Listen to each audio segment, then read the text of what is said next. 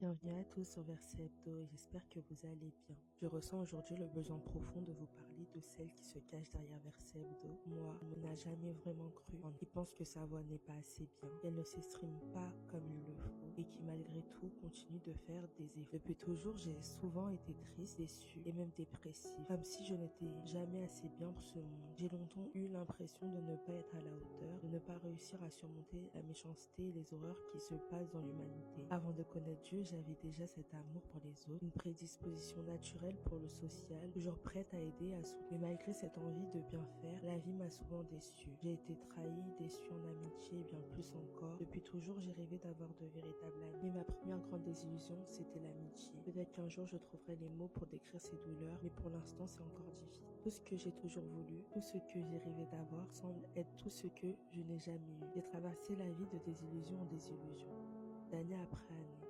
espérant que la suivante serait meilleure. Mais chaque année, cet espoir restait vain. Je me retrouvais seule dans le noir à pleurer, à ne pas comprendre pourquoi je souffrais tant. Il y a même eu des moments où je pensais mourir de tristesse. Je pense d'ailleurs que c'est pour ça que je déteste mon annuaire. Un jour, je me suis dit que la seule issue était de me tourner vers des hommes de Dieu.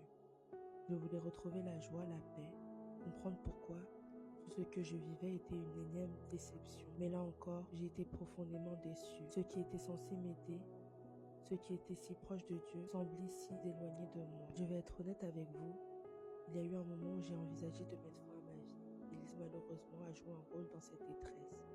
Je me sentais tellement à l'écart, personne ne me parlait et puis je vivais sans cesse la même chose à la maison avec d'autres facteurs qui faisaient déborder le vase. Il faut savoir que j'étais toujours l'enfant qui voulait faire plaisir aux autres, ne pas décevoir. On me disait, tu dois être à l'église, prier pour tes frères et sœurs, tu dois être forte.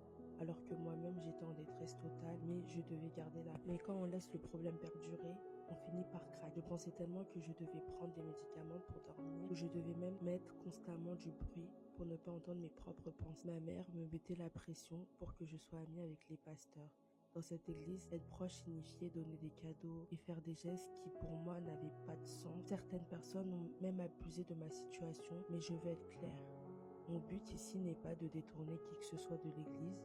Il y a du bien et du mal partout.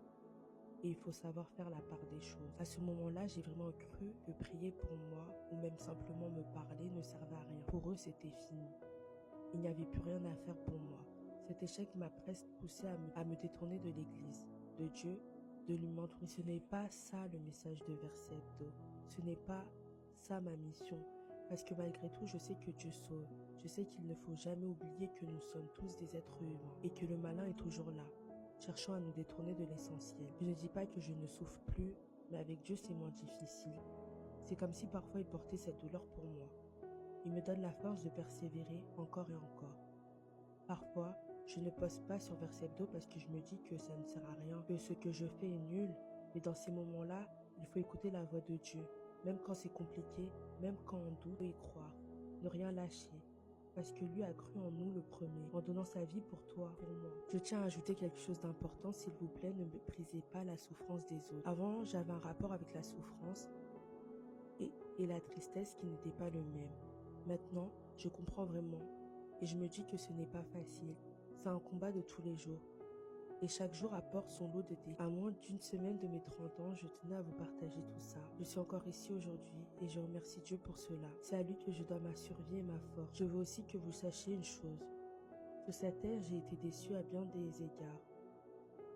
On m'a tout pris, sauf ma foi. J'ai dit au diable qu'il est un menteur. Parce que jamais je ne me détournerai de Dieu. Jamais je ne renoncerai à l'éternité. Oui, il y a une vie après la mort et je crois fermement que tout est possible à celui qui croit et surtout rien n'est impossible à Dieu. Je crois qu'il est capable de faire des merveilles dans ta vie, dans ma vie, dans nos vies. C'est pour cela que j'ai décidé de créer Verset Hebdo.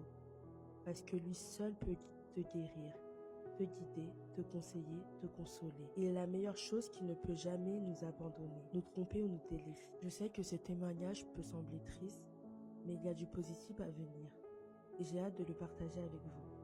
Oui, car la main de l'Éternel n'est pas trop courte pour sauver. Que Dieu vous fortifie et surtout ne perdez jamais espoir.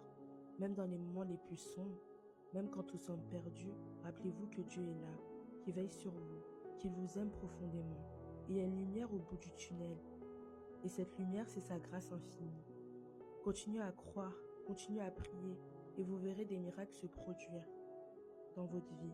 Rien n'est impossible à Dieu, et avec lui, à vos côtés, vous pouvez surmonter n'importe quelle épreuve.